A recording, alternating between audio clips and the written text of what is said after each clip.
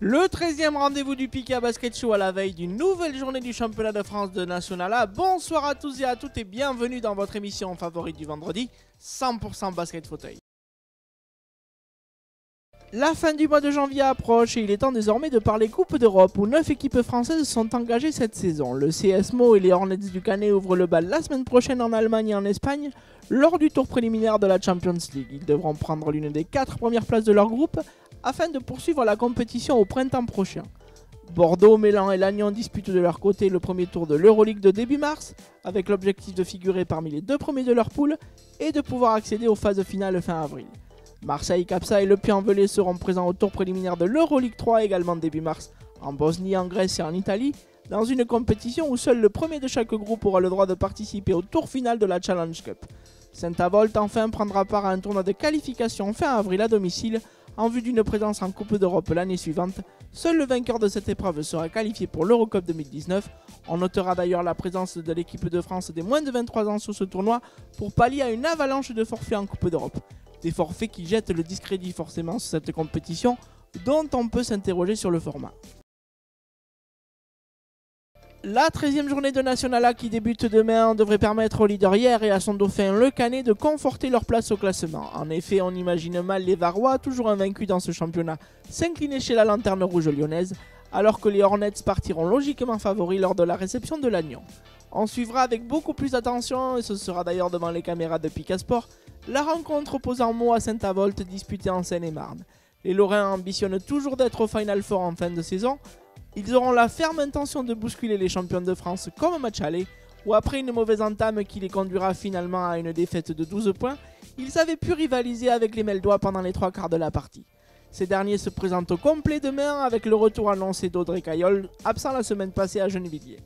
Le CVHG effectue quant à lui un déplacement très important à Bordeaux, chez un concurrent direct dans la lutte pour une place en milieu de tableau.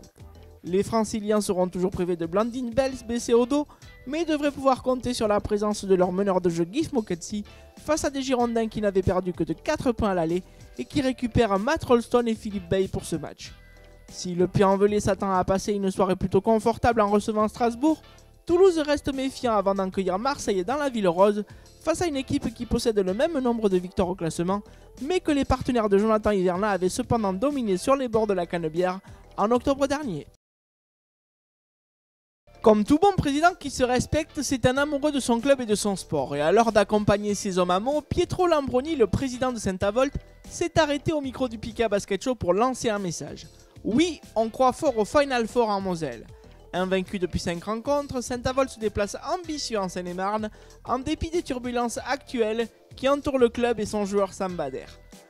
Pietro Lambroni, notre invité de la semaine dans le Pika Basket Show. Il ne faut pas oublier que ce sera la première manche de 2 matchs qui vont se suivre à 3 semaines d'intervalle, puisqu'on va rencontrer Meaux chez nous en demi-finale de la Coupe de France. C'est une équipe qui change la moitié de son effectif en début de saison. C'est sûr qu'elle peut pas. Il y a des automatismes qui se font au fur et à mesure. Bon, je pense qu'on a trouvé notre ordre de marche maintenant. Les automatismes se font mieux, on se comprend mieux, et en plus on a une superbe ambiance dans cette équipe. C'est formidable. Je suis vraiment un président heureux. Ça fait 5 matchs où nous sommes invaincus depuis fin novembre.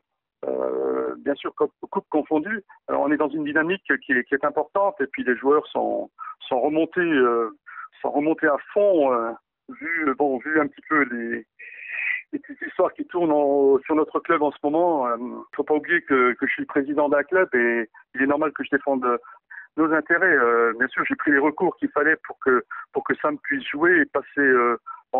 J'ai fait appel devant le comité olympique. Bon, ce qui me réjouit pas trop parce que j'aurais voulu éviter cette procédure.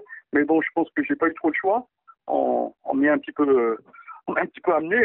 Bon, je suis désolé vis-à-vis de tout le monde parce que c'est pas montrer une très très belle image de notre sport. Je ne sais pas si ça va faire avancer le basket fauteuil, mais je pense que les dirigeants, que ce soit de la commission sportive ou de la commission de discipline, vont prendre de l'expérience un petit peu, je pense. Il ne faut pas que ça soit, une mauvaise affaire pour qui que ce soit. Pour qui que ce soit, je pense que tout le monde va prendre un petit peu d'expérience et on agira peut-être beaucoup plus en concertation la prochaine fois.